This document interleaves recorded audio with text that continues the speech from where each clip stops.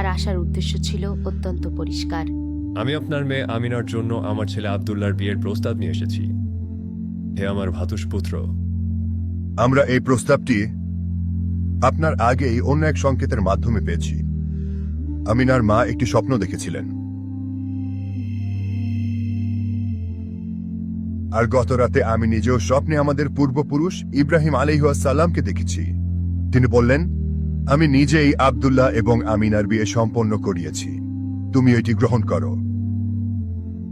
তাই আমি নিশ্চিত যে এই বন্ধনটি মহান আল্লাহর ইচ্ছায় এক বিশেষ আশীর্বাদ। আল্লাহু আকবার, আল্লাহু আকবার। পরিবারের মুরব্বীদের সম্মতিতে উভয় পক্ষ এই বিয়েতে রাজি হলেন। আব্দুল্লাহ এবং আমিনা তাদের পারিবারিক জীবন শুরু করলেন। একেবারে প্রথম দিন থেকেই সুখ, শান্তি আর মায়া ভালোবাসায় তাদের ঘর ভরে উঠল। আর খুব শীঘ্রই একটি অত্যন্ত খুশির খবর এলো।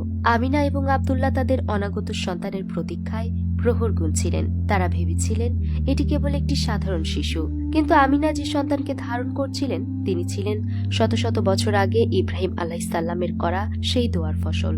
ইব্রাহিম আলাইহিসসালাম ও তার পুত্র প্রার্থনা করেছিলেন, হে রব, এমন এক রাসূল প্রেরণ করুন যিনি তাদের কাছে আপনার আয়াতসমূহ তিলাওয়াত করবেন, তাদের কিতাব ও হিকমত শিক্ষা দিবেন। নিশ্চয়ই আপনি মহাপরাক্রমশালী ও প্রজ্ঞাময়।